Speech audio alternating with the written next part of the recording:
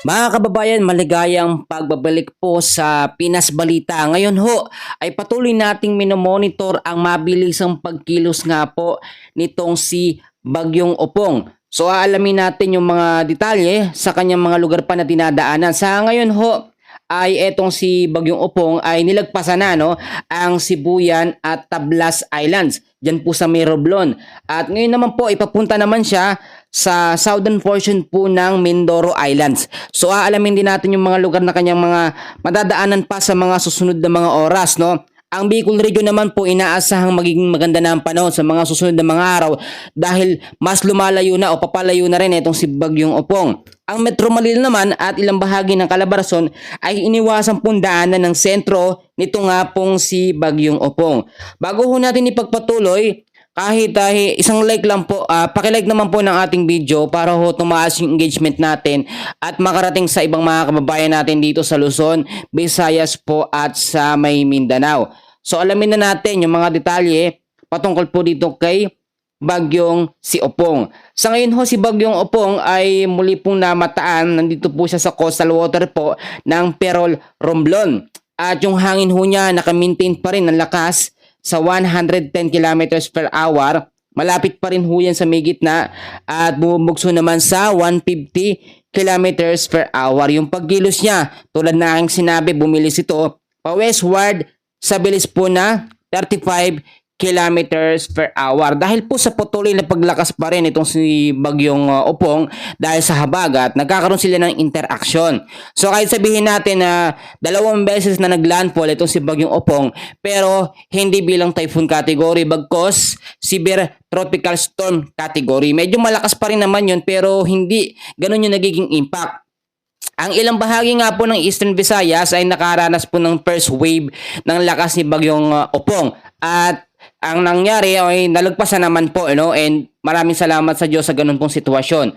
So ngayon, alamin naman natin yung mga warning signal na nakataas po sa Luzon, Visayas at apektado rin ang Mindanao.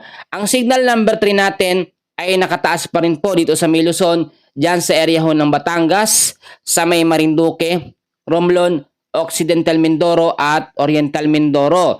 Ang mga lugar naman na apektado ng signal number 3 sa Visayas, kasama dyan ang northern portion po ng Aklan, ang ilang bahagi ng Kaluya Islands. Yung mga lugar na yan ay apektado ho ng signal number 3. Medyo nabawasan na nga ho kasi nung umaga, ang lawak nung nasasakop ng signal number 3. Ang signal number 3 natin, merong warning lead time na 18 hours pa rin po. At yung bilis ng hangin na yan ay nasa 89 to 117 kilometers per hour. Ang signal number 2 natin, nakataas pa rin sa Luzon, dito po sa southern portion ng Zambales, kasama po ang Bataan, southern portion po ng Pampanga. At eto pa po, may iba pang mga lugar. Kasama rin dyan ang southern portion po ng Bulacan, kasama dyan ang Obando, Paumbong, Bukawi, San Jose del Monte, Bulacan, Bustos, sa may Malolos, sa may Mekawayan, marami pa po, no? Basta yung part po ng southern portion ng Bulacan, apektado po yan.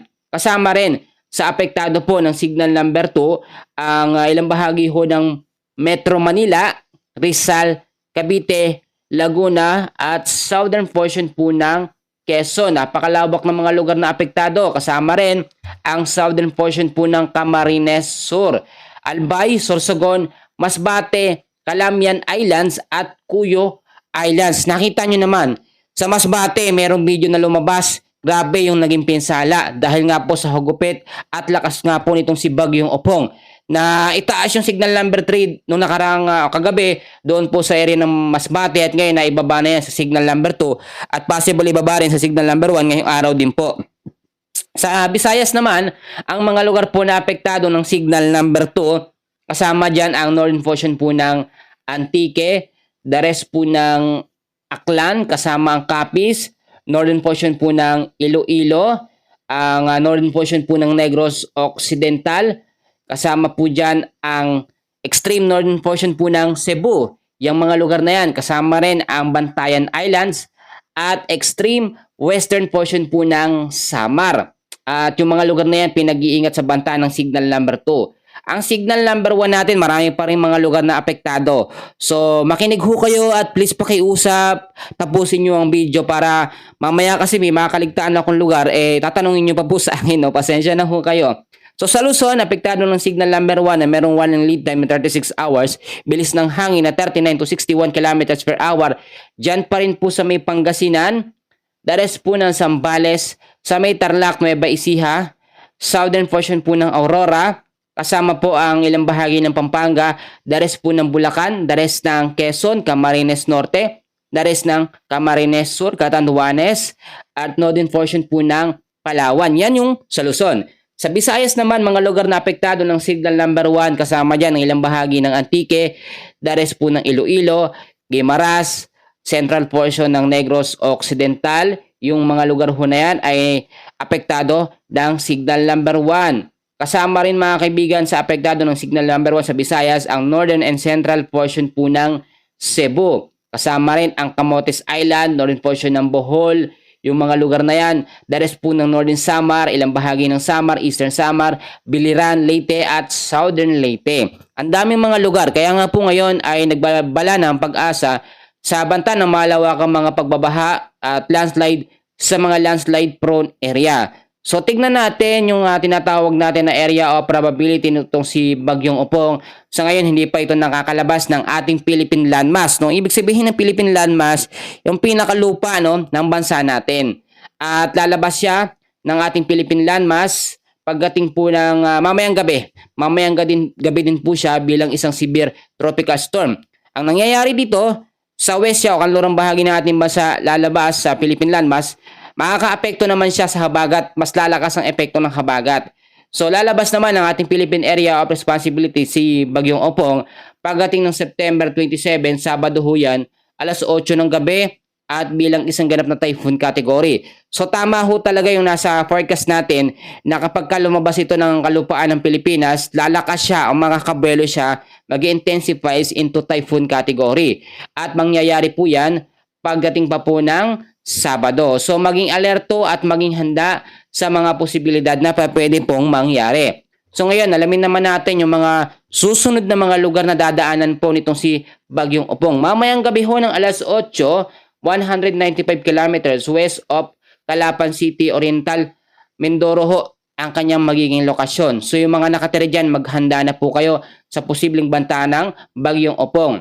At pagdating naman po ng Sabado, alas 8 ng umaga, 475 kilometers west of Kubi, Subic Bay. So yan isang ganap na typhoon category na si Bagyong Opong sa mga oras po na yon. Pagdating pa rin ng Sabado, alas 8 ng gabi, 735 kilometers west of Iba, Zambales at nasa labas na ng ating Philippine Area of Responsibility. Mas lalayo pa siya pagdating ng linggo ng alas 8 ng umaga, 1,030 kilometers west of Northern Luzon, sa labas na yan ng ating Philippine Area of Responsibility.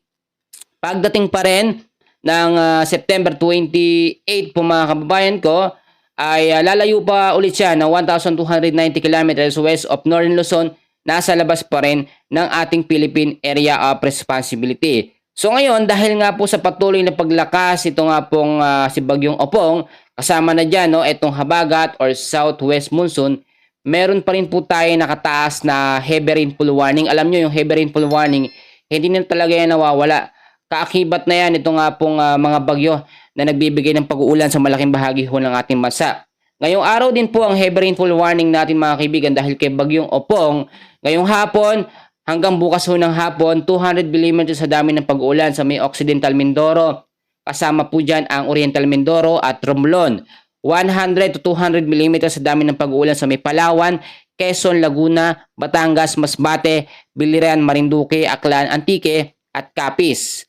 50 to 100 mm naman na dami ng pag-uulan sa Metro Manila, Bataan, Cavite, Rizal, Aurora, Isabela, Iloilo, Northern Samar, Eastern Samar, Samar, Sorsogon, Albay at Camarines Sur. Hindi lamang yan dami ng pag-uulan, minsan may kasama pa yung bugso ng malalakas po na mga hangin. Dahil naman sa habagat, ang heavy rainfall warning natin ay nakataas ngayong hapon hanggang bukas ng hapon na mayroong 50 to 100 mm sa dami ng pag-uulan sa Negros Occidental, Negros Oriental, Guimaras, Cebu, Bohol, Leyte at Southern Leyte. Sa ngayon mga kaibigan ko, mga kababayan, ang tsansa natin dito ay dapat maging handa anumang oras. Maglandfall man sa lugar natin o hindi, magpasalamat tayo sa Diyos sa sitwasyon na nangyayari dahil hindi naman niya loloobin ng mga bagay nito kundi po ayon sa kanyang plano. Yan muna ang ating pinaka-latest sa ngayon and please huwag niyong kakalimutan ho na mag-like and subscribe. Maraming salamat po.